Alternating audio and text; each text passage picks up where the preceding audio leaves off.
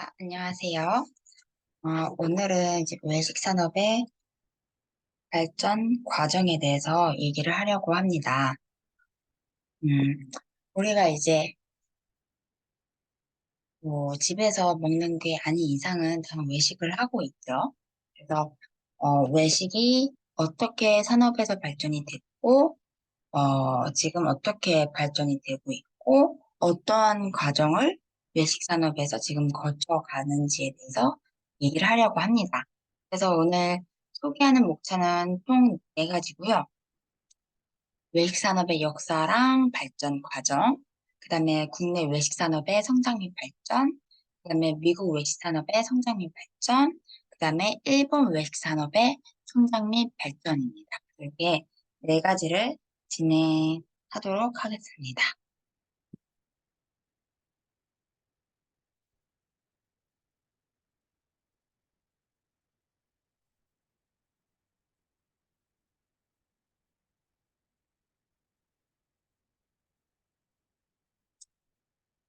자, 첫 번째 표를 보시면 이제 외식 산업의 역사에 대해서 이제 표를 제가 만들었고요. 쉽게 이해하기 위해서 이렇게 표를 만들었어요. 그래서 우리나라가 어떤 사회 과정을 거쳤는지에 대해서 이제 역사가 나오면서 이제 그거에 따라 이제 외식 산업이 어떻게 발전했는지에 대해서 얘기를 해보려고 합니다. 첫 번째 보시면은 이제 농경사회라고 적혀 있죠? 여기 보면 농경사회. 여기 보면은 농경사회라고 적혀 있죠? 말 그대로 농경사회는 이제 생산활동 형태가 기본적인 단계잖아요. 말 그대로 주식 개념. 음. 그래서 생존을 위한 식사기 때문에 생산 시스템이 대량으로 할 수가 없었어요. 그래서 농사를 짓고 나서 소품종, 작게 생산을 해가지고 작게 판매하는 뭐 그 정도 형태라고 보시면 돼요. 그래서 농경사회가 있었고 그 다음에는 이제 산업사회가 있습니다. 그래서 농경사회를 거쳐서 이제 산업사회로 넘어왔는데 18세기 산업혁명을 계기로 농경사회에서 산업사회로 전환이 돼요. 이때 이제 많은 인식들이 변화가 돼서 산업사회는 이제 산업혁명이기 때문에 이제 공장들도 막 짓게 되고 그러면서 이제 많은 경제활동이 급상하게 되었죠. 그러면서 이제 레스토랑이 탄생하게 되고 사람들의 인식이 집에서만 먹는 게 아니라 밖에 나가서도 식사를 할 수 있고 밖에서 맛있는 음식을 먹을 수 있다라는 생각이 조금씩 인식이 변화가 되는 거예요. 그래서 대량 생산이 되었고 대량 생산이 가능했던 시대예요. 그래서 농경사회는 소량 생산이에요. 소량 생산.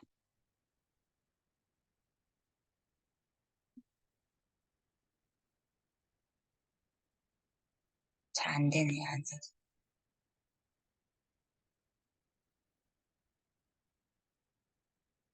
그냥 이거는 제가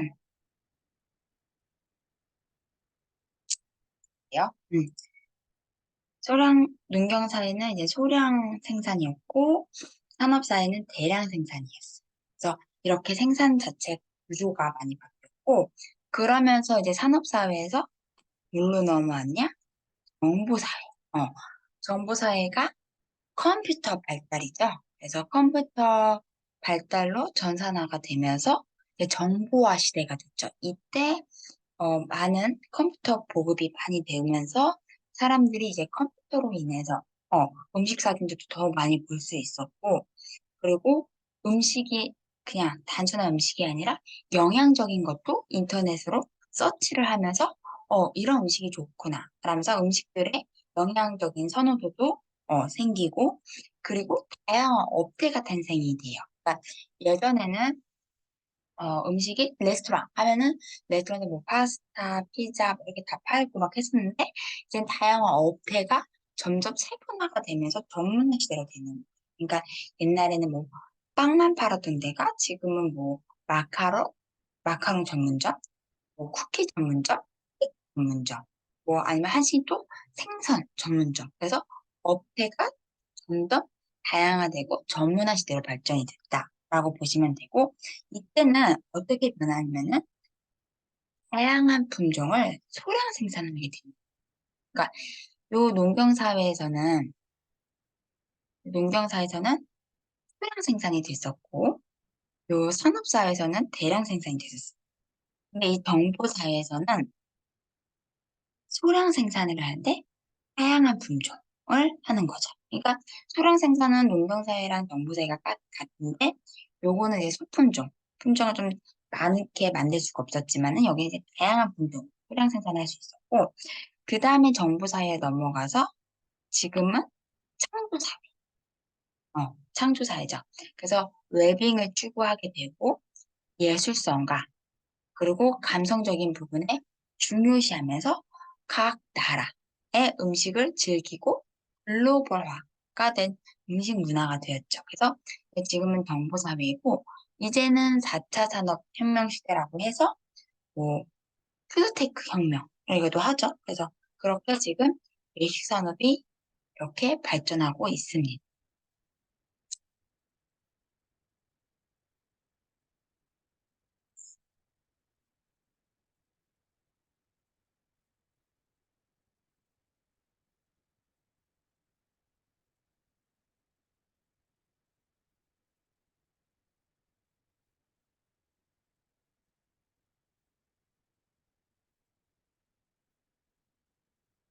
자, 이제 넘어가 보겠습니다.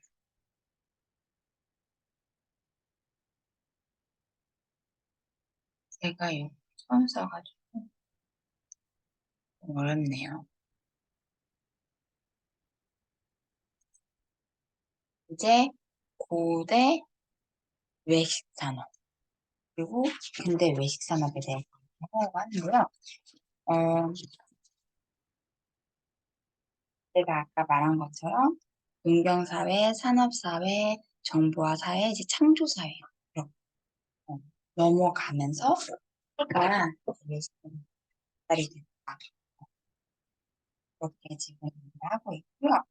그래서 지금 이렇게 되고 있는데 그러면 그 전에 고대 근대는 어떻게 외식산업이 발달이 됐냐? 그러니까 외식산업은 현재는 이렇게 발달이 되었지만은 고대 근대 시대 때는 어떻게 외식산업이 있었고 어떠한 형태로 음식이 발전이 됐는지에 대해서 얘기를 해보려고 해요. 이제 제가 크게 두 개를 나는데 고대랑 근대를 하는데 고대는 처음에는 이제 여관에서 음식을 제공하는 것이 일반화가 됐어요. 어, 그러면서 이제 다양한 형태로 발전이 됐는데 오븐이나 굽는 스토브 형태의 장비를 사용해가지고 레스토랑 형태로 시설이 발견이 됐어요. 그래서 그 고대 이집트에 보면은 그 벽화에 그 요리사들이 음식을 판매하는 모습들이 이렇게 잘 묘사가 되어 있어요. 그 벽화에. 그래서 그때 이렇게 뭐 음식을 판매하고 이런 것들이 보인다라고 묘사가 되어 있는 것들이 있어서 그때는 이렇게 외식 산업이 발전이 됐구나라고 생각을 하시면 될 것 같고요. 그래서 고대에는 이제 그렇게 이제 레스토랑 형태랑 이제 음식들이 발달이 되면서 이때 고대 페르시아나는 그 로마 연애를 매우 즐겼었어요. 그래서 그때 당시에는 화려한 축제 이런 것들을 매우 즐기다 보니까 어느 정도로 즐겼냐면은 황제가 나라가 망할 정도로 연애를 즐긴 거예요. 그러니까 정치를 하고 사회가 잘 굴러가게 하기 위해서는 어, 많은 지식도 해야 되겠지만은 정치도 하고 여러 가지 많은 것들을 해야 되는데 맨날 먹고 놀고 자고 맨날 그것만 하는 거예요. 매우 술 먹고 파티를 즐기는 거니까. 되게 사치스럽고 낭만적인 식사만 했던 거예요. 그러니까 식사가 6시부터 7시까지 1시간만 하고 그 후에는 다른 일과들을 하면서 보내야 되는데 먹고 즐기고 놀고 맨날 그 사치스럽게 하니까 6시 뭐 저녁 식사가 6시부터 뭐 4시부터 뭐 코스 준비하고 뭐를 준비하고 해서 4시부터 뭐 밤 10시까지 준비한다고 하면은 너무 많은 시간을 저녁 시간에 사용을 하게 되니까, 당연히 그 축제에 즐기러 오는, 각 계층의 사람들부터 해서 사회적인 지위 있는 사람들까지 다 초대를 하다 보니까, 나라가 당연히 돌아가지 않겠죠. 그래서 나라가 망할 정도로 연애를 즐겼어요. 그래서 그때 무쿨란이라는 단어가 유래가 됩니다. 그래서 이때 고대 외식에는 어, 연애 잔치로 인해서 화려한 축제에 음식을 즐겼다라는 거를 또 볼 수 있었고요. 그래서 그 벽화에 다양한 이제 음식들이 이렇게 즐기는 것들이 적혀 있고요. 그리고 아피시우스라는 사람이 세계 최초로 이제 요리책을 냅니다. 그래서 그 요리책의 이름은 드흐 코키나리아라는 건데, 여기에 이제 다양한 조리법이 적혀 있어서 현재도 이제 그거를 다음으로 요리를 하기도 하고 책을 만들기도 합니다. 그래서 그렇게 외식 산업이 발달이 되었고, 고대에는 이제 차 문화도 발달됐다고 합니다. 그래서 불교 국가이기 때문에 그런 형태를 띠고 있었다고 보시면 되고, 이제 근데 외식 산업에서는 음, 외식 산업에서는 1600년경에 레스토랑 시초가 되는 커피하우스가 프랑스에 등장을 하게 됩니다. 때 처음으로 등장을 하게 되고, 그때 이제 사람들이 이 커피아웃을 즐기면서 커피를 마시고 이런 것들이 점점 사람들이 즐겼어요. 그래서 유럽으로 확산이 되고 레스토랑의 선두주자 역할이 돼요. 근데 이때 커피하우스가 레스토랑 시초가 되었지만은 엄청나게 뭐 레스토랑의 뭐 혁명이다라고 할 정도는 아니었어요. 그러니까 이때 너무 인기가 돼서 레스토랑 선두주자는 됐어요. 그래서 사람들이 많이 이제 유럽으로 확산이 되면서 그렇게 됐지만은, 제- 그게 크게 뭐 드라마틱하게 외식이 바뀌었다라기보다는 저는 언제를 얘기하고 싶냐면은 프랑스 대혁명 때, 그때 이제 궁중에 이제 요리사들이 대거 궁중 밖으로 나옵니다. 프랑스 혁명 때. 그래서 그때 쫓겨난 요리사들이 뭐 요리 만들고 뭐 만들고 이런 게 직업이었잖아요. 이런 사람들이 갈 데가 없으니까 레스토랑을 그때 만듭니다. 레스토랑 직접 만들어요. 그때 탄생이 되고 이때 대거 크게 시장이 변화가 됩니다. 그러면서 이때 유럽의 사회 구조가 바뀌어요.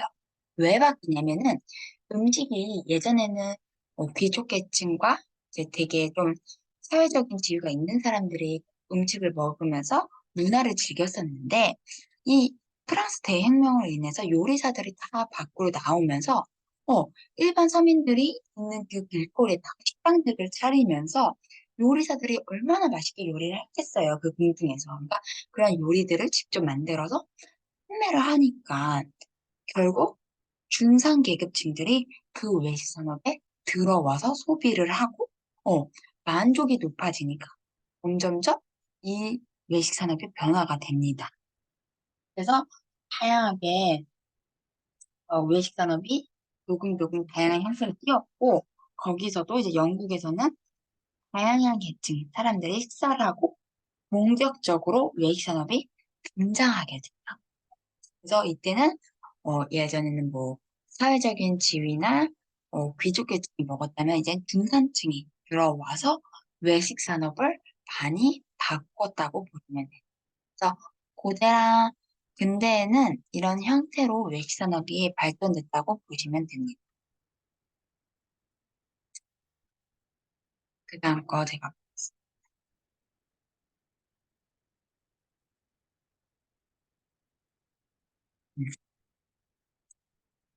국내 외식 산업의 성장 및 발전인데요.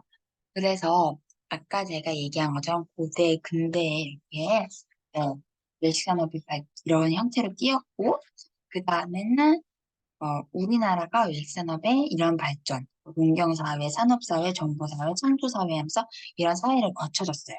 그러면서 이제 외식산업 발전이 됐는데, 그보다 더 큰 성장과 발전이 됐던 요인은 크게 네 가지가 있습니다. 사회적 요인, 그다음에 경제적 요인, 기술적 요인, 문화적 요인. 크게 네 가지가 있는데요. 첫 번째는 사회적 요인인데 예전에는 예전에는 가부장적인 그런 시대였잖아요. 그래서 무조건 여자가 음식을 하고 남자는 어 밖에서 돈을 벌어와서 그렇게 생활을 유지를 했었잖아요. 그러니까 그게 무슨 말이냐면은 음식은 여자만 해야 된다는 생각을 많이 갖고 있었던 시대예요.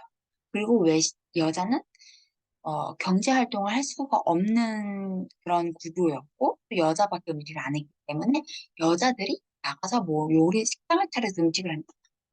그런 상상은 할 수가 없었던 시대였죠. 그런데 지금은 어, 다양하게 여자들도 뭐 활동을 많이 하고 있잖아요. 그래서 사회적인 요인이 여성 사회가 진출을 했고 그다음에 가치관이 변했어요. 그리고 생활 패턴도 변했고 평균 수명이 증가를 했어요. 이게 큰 사회적인 요인인데 첫 번째는 여자들이 집에서 음식만 하지가 않고 나가 사회 진출하다 보니 음식을 만들 수 있는 사람들도 여자가 아니라 남자가 만들 수도 있고 집에서 먹는 게 아니라 밖에서 소비를 할 수 있고 아니면 되어 있는 음식을 가지고 집에 와서 소비를 할 수 있는 시대가 된 거죠. 그리고 두 번째 이제 가치관이 변한 거예요. 나는 뭐 육식파야. 나는 뭐라 해야 될까, 비건이야. 뭐 이런 식으로 해서 다양한 가치관들이 생기면서 뭐 음식의 스타일도 많이 바뀌었죠. 그리고 생활 패턴. 어, 예전에는 그런 생활 패턴들이 규칙적이면서도 남자와 여자의 그런 자리가 정확하게 있다고 하면 지금 그런 것들이 다 무너졌고 요즘은 바쁜 현대 사회이기 때문에 커피 일하면서 마실 수 있고 간단하게 샌드위치 먹으면서 점심을 때울 수도 있고 이런 다양한 패턴들이 변화가 되었고 그다음에 평균 수명이 증가해요. 그렇기 때문에 음식을 배만 채우는 게 아니라 건강적인 요소, 그리고 내 선호하는 음식 등 다양하게 소비를 할 수 있기 때문에 사회적 요인이 됐고, 그 다음에 이제 경제적 요인이에요. 경제적 요인은 이제 국민 소득이 증가됐고, 그 다음에 대기업 외식 시장이 참여했고, 패스트푸드 기업이 성장을 했는데, 이거는 예전엔 농경 사회였기 때문에 그냥 자급자족을 하면서 그렇게 음식을 먹고 섭취를 했었는데 지금은 국민의 소득이 증가가 됐기 때문에 내가 먹고 싶은 음식, 내가 가고 싶은 곳에서 먹고 싶은 음식 이런 것들을 다 할 수가 있는 정도가 되는 지금 시대가 됐어요, 한국에서는. 그래서 국민 소득이 증가가 됐고 그다음에 이제 대기업이 외식시장에 참여를 하게 돼요.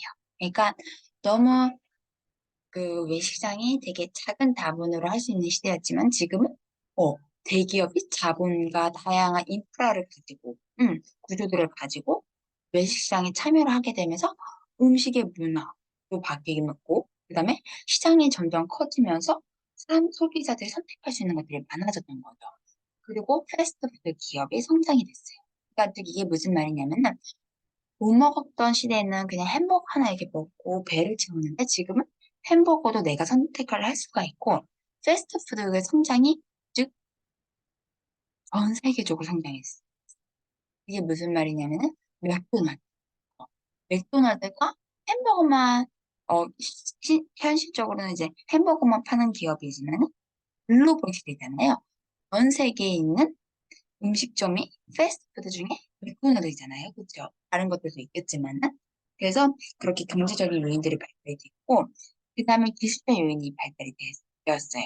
뭐 포장 기술도 발달이 됐고, 주방 기기도 발달이 됐고, 글로벌도 추가가 됐고, 그 다음에 테이크아웃 등, 그래서 외식이 다양한 형태로 발달이 된 거예요. 그래서 뭐 예전에는 음식 같은 것도 바로바로 섭취했지만 지금 냉장고로 인해서 뭐 김치도 1년 뒤에 먹을 수 있고 김치 냉장고에 인해서 그리고 주방기기가 너무 점점 좋아지다 보니 음식을 가공하고 만드는 방법도 점점 기술화가 되었기 때문에 사람들이 기술적인 요인도 보지를 못한다는 거예요. 그러면서 글로벌도 후가 된 거죠. 그래서 뭐 우리가 음, 현재 우리나라에서 먹을 수 없는 식품들 뭐 아보카도나 이런 것들도 다 수입을, 체리나 이런 것도 다 수입을 해서 우리가 먹을 수 있듯이 글로벌하게 추구가 됐고, 그리고 문화적인 요인. 그래서 생활도 많이 서구화됐고, 그 다음에 소비자의 욕구도 다양한 형태로 변해. 웨이스 산업의 인식이 많이 바뀌었죠. 예전에는 배만 채우면 됐지만 지금은 그런 게 아니라 문화의 형태죠. 음식을 먹으면서 음식을 즐길 수 있고 소비할 수 있고 그런 형태로 바뀌었고 삶의 질도 향상이 됐죠. 그래서 나는 뭐 배만 채우려고 저기 가서 먹는 게 아니고 나는 오늘 친구들하고 와인 한 잔 마시면서 이런저런 이야기 나누면서 오늘 뭐 양고기 한번 썰 거다. 뭐 이런 식으로 삶의 질의 변화도 상상이 됐죠. 그래서 질이 이런 식으로 네 개의 성장과 발전이 됐고 질의 환경 변화로 이제 농촌, 어촌, 도시 등의 환경 요인으로 재배, 생산 등의 영향을 받고 조리 방법, 섭취 방법 등 유통에 따라서도 새로운 식문화 탄생이 되면서 국내 외 산업이 이렇게 성장하고 발전되었습니다. 그래서 지금 이런 식으로 제가 앞에 이야기를 딱 얘기를 했는데요. 그래서 시장의 변천 과정을 제가 쫙 한번 정리를 해봤어요. 그래서 고조선 시대 때는 주식의 쌀, 보리, 육류는 이제 곰, 여우, 너구리 이제 이런 것들을 잡아서 사냥을 해서 먹었던 거잖아요. 그래서 이런 형태로 띄었고 그다음에 통일신라. 어, 통일신라에서는 통일신라가 되기 전에 이제 삼국시대죠. 삼국시대 때는 여성들이 김치, 떡 등 부엌에서 각종 음식들을 했었죠. 그리고 통일신라 때는 이제 생강이나 계피, 산초 등을 가지고 조미료가 가지고 이제 다양한 음식을 많이 만들었고 귀족과 서민 계층까지 식생활에 정착이 되었죠. 음. 그리고 고려시대 때는 다양한 조리법이 등장이 되고 연애 등 신문화가 발달이 되었고 조선시대에는 이제 유교 사상으로 한식이 많이 발달 그리고 조미료랑 이제 식용유를 사용을 해서 음식의 발달이 조금 더 됐다고 보시면 되고요. 대학이 유 1870년에서 1910년대는 이때는 우유나 커피, 양과자 등은 사용 문물의 제품들을 보급을 받고 실용성과 경제적인 식문화가 형성이 되었고요. 그다음에 근대예요. 근대에는 유제품 등 고급 제품의 출현과 청량음료, 과자 등 제품이 다양화가 생기면서 소비하게 되었죠. 그리고 현대에는 이제 외식 등이 확대됐고 서구화랑 국제화, 웰빙 관심이 높아지면서 가공식품도 당연히 많아지고 그리고 소비자들이 선택하는 기준도 되게 다양해져. 그리고 식생활 패턴도 개개인마다 다르기 때문에 이런 변천 과정을 거쳐서 우리는 음, 이런 외식 산업의 시대에 지금 살고 있고 이런 구조에서 우리가 외식을 소비하고 있다라고 보시면 돼요. 그래서 제가 조금 더 디테일하게 우리나라는 어떻게 성장을 했고, 소비자들이 지금 이제 외식 산업과 이제 창업에 더 관심을, 외식 창업에 대한 관심을 두는지에 대해서 이야기를 해보려고 합니다. 앞에서 얘기한 것처럼 우리나라와 이제 그런 고대, 근대는 이제 그런 시대로 음식이 발달이 되었고, 그래서 우리나라는 어떻게 외식 산업이 자리를 잡고 있고, 지금 어떤 시장에 위치해 있는지를 얘기를 해보려고 해요. 1960년대부터 이야기를 해보려는데, 이때는 이제 음식의 여명기라고 하죠. 그래서 6.25 전쟁 이후에는 당연히, 전쟁을 치르고 났으니까 식량이 수급이 부족하겠죠.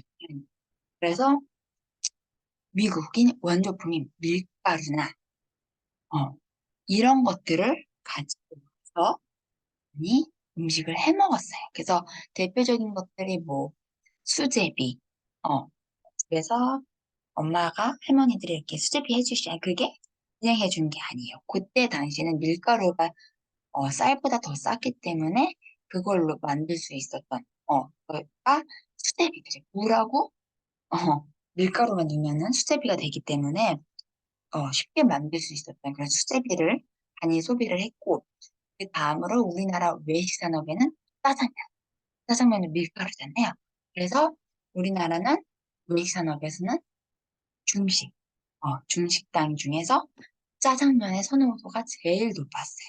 그때 가장 선호하는 음식이 짜장면이었어요. 그래서 어, 60년대, 5, 60년대에 부모님들은 뭐 초등학교 졸업하거나 뭐 학교를 졸업하면은 어, 제일 1등 외식이 짜장면이었어요. 그만큼 엄청난 인기를 끌었던 식품이었죠. 근데 그 식품 주의 배경에는 우리나라 전쟁으로 인해서 밀가루 수급이 높아졌기 때문에 어, 그렇게 외식의 시장이 바뀌었던 거고, 그래서 1970년대에는 이제 지나서 외식산업의 태동기예요. 그래서 소득 증대는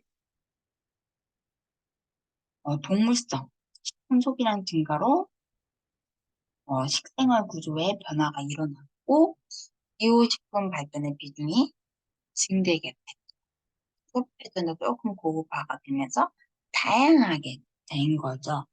그래서 이때 롯데리아가 1979년에 만들어졌어요. 그리고 1975년에 림스치킨이라고 하면서 소비 패턴이 조금 올라갔죠. 그러면서 사람들이 어, 기호식품의 발전 비중이 좀 증대되면서 소비자들이 선택의 폭이 조금 넓어졌다고 볼 수 있죠.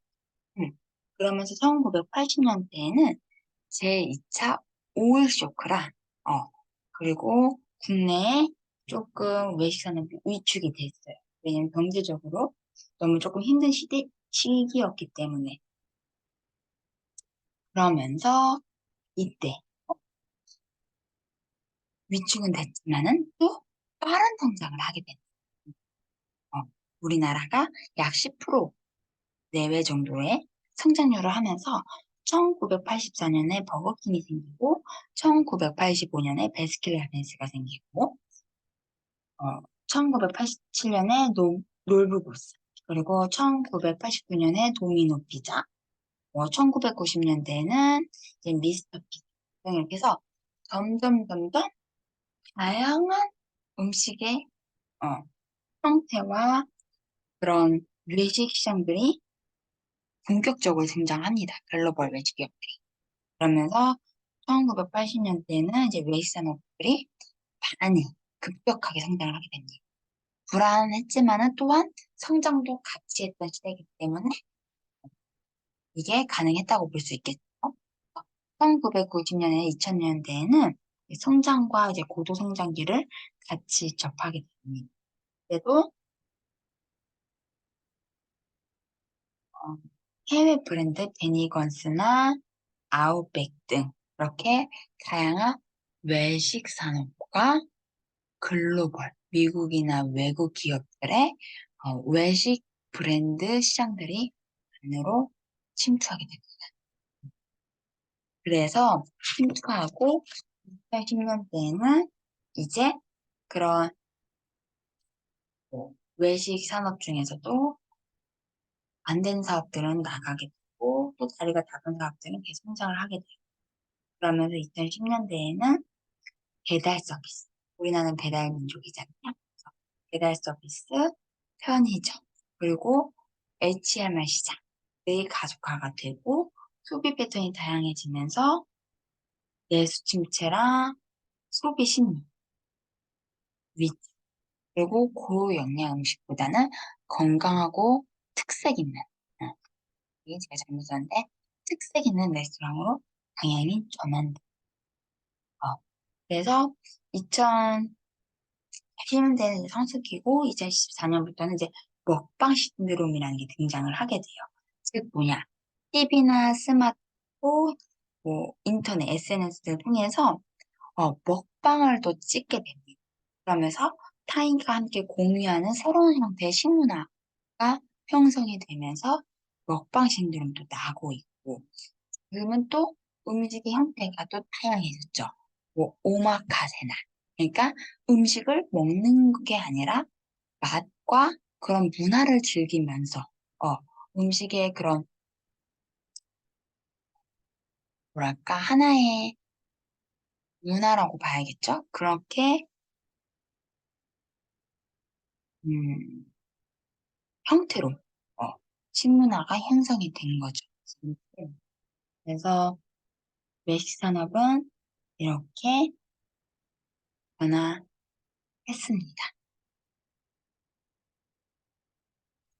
그래서, 그래서 우리나라는 그랬고, 미국은 어땠는데? 라고 할 수 있어요.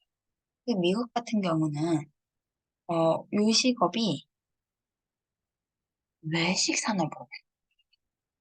어, 그래서 제가 이렇게 지금 정리해 놓은 것들이 있는데, 즉 이게 쉽게 얘기해서 무슨 말이냐면은,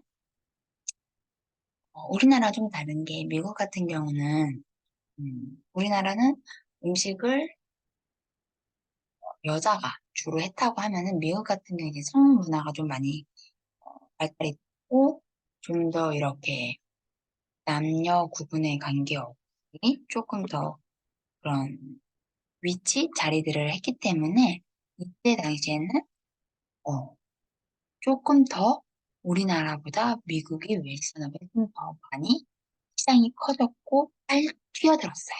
그래서 이때 외식 산업이 많이 발전도 됐지만은 1980년 외식별화가 이루어지면서 매가 매수, 폭등 등 경쟁이 치열해집니다. 어, 그래서 이 1980년대에는 이때 이런 합병등 경쟁이 치열해졌는데 아까 제가 말했듯이 우리나라 같은 경우는 이때 국내 글로벌 외식기업들이 본격적으로 문화에 들어갔잖아요. 그게 무슨 말이냐면은 미국에서는 매수나 합병등 이렇게 경쟁이 치열해지면서 완전히 그 자리에서 자리 잡힌 어, 글로벌화된 외식 기업들이 이제 80년대 이후로 우리나라에 들어오게 된 거죠. 그러면서 1990년대에 다양한 레스토랑 상품이 창의적인 아이디어 레스토랑이 출연이 되고 이제 그런 것들이 성공을 하면서 우리나라에 대거 등장을 하게 된 겁니다. 그래서 그런 것들이 등장을 하게 되었고 우리나라에서는 그런 것들을 받아들였고 또 우리나라가 지금 성장하면서 미국에 있는 그런 외식 산업들을 또 하나의 벤치마킹을 통해서 또 시장을 또 열고 있죠. 그래서 미국의 외식 산업 상장의 배경은 아까 제가 얘기했듯이 다민족 복합 국가 형성이 되어 있어요. 그래서 단순히 남자 여자의 그런 뿐이 아니라 어, 다양한 민족들과 그런 것들이 형성이 되었기 때문에 성장 배경이 조금 더 빠르다고 볼 수 있고 반영성을 중시를 했고 프론티어 정신을 중요시했고 그다음에 스피드와 편의성을 어, 추구했죠. 근데 제가 잘못 썼네요. 편의성을 추구를 하게 됐고 식생활 형태에 적합을 지켰고 그다음에 과학 문명의 선도를 일으켰죠. 그래서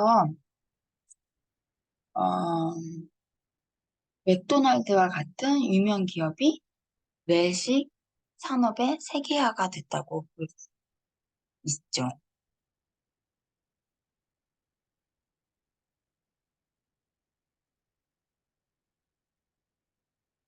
한-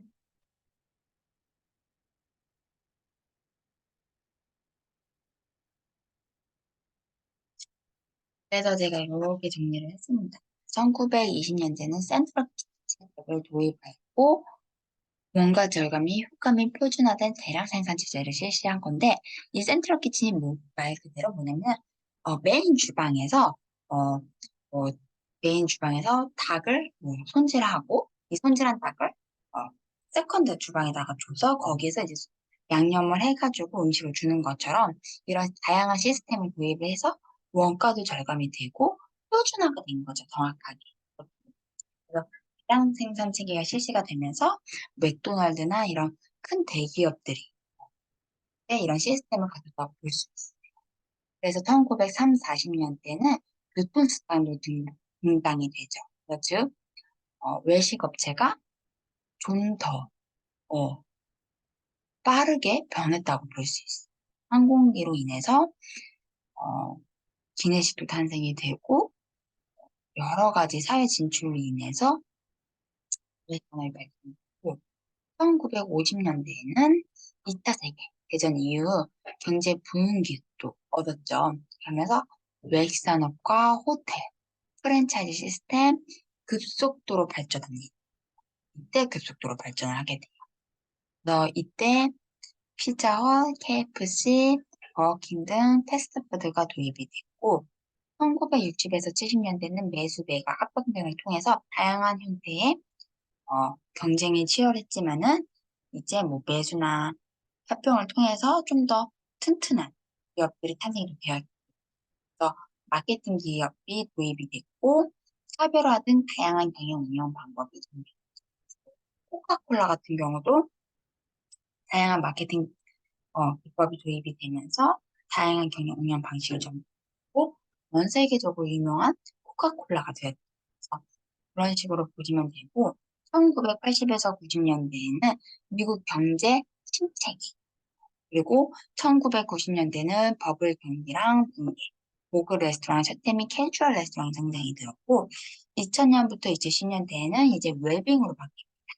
이때는 이제 캐주얼 레스토랑이나 고급 레스토랑이 성장이 됐다고 하지만은 2000년대에서 2010년대에는 이제 다양한 서비스가 적용이 되죠. 웰빙부터 해가지고 그리고 테이크아웃도 중요한 트렌드가 됐습니다.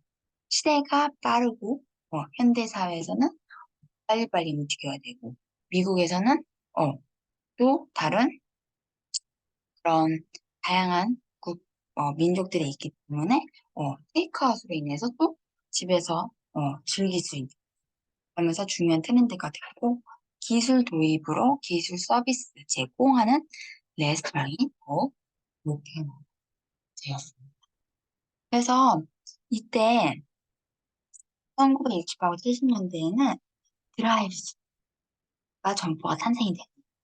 그래서 다양한 메뉴 개발도 했지만은 다양한 경영과 운영 방법이 되었고 이때는 또 냉동식품이 개발이 되면서 대중적으로 확산이 되었죠. 그래서 1960년대, 70년대에는 외식에 표준화된 그런 체계적인 시스템들이 많이 발달이 돼서 전 세계적으로 좀 더 확장할 수 있었던 이유였지 않을까 생각합니다.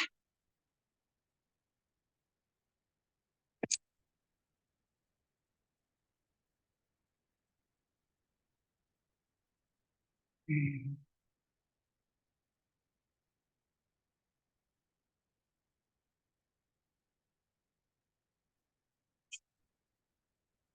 그 다음에 이제 일본 외식 산업의 성장과 발전에 대해서 얘기하려고 합니다. 일본은 경제 성장이 하고 소득이 증대가 됐고 이제 여가 시간이 확대되면서 노동이 빈둥해가 됩니다. 이것도 노동에 가서 얘기를 할 거고요. 아까 얘기한 것처럼 이제 주부들도 사회 진출하게 됐고 핵가족화, 그다음에 자동화 증가, 그리고 직장인 증가와 도시락 습관이 폐지가 됐고 타 문화에 대한 모방과 적응이 되면서도 성장을 발전하게 됩니다.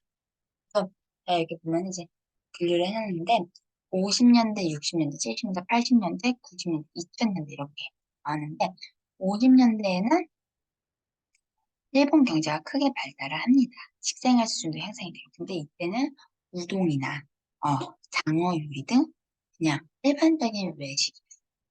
근데 60년대로 넘어가면서 일본 경제가 크게 발달하고 성장하면서 서양식 레스토랑이 들어와서 경제가 발전이 되고 그리고 서양식 레스토랑에서 사람들이 당연히 경제가 발전되니까 서민들이나 일반적인 시민들은 당연히 그러면서 소비 생활도 늘어납니다. 그래서 외식 산업이 상승 효과가 쫙 됩니다. 그리고 1970년대에는 국민소득 10,000달러 달성과 함께 선진국 경쟁 구조와 달성과 함께 외식 산업이 성장합니다. 그래서 50년대부터 70년대까지는 계속 성장을 하게 돼요. 일본이.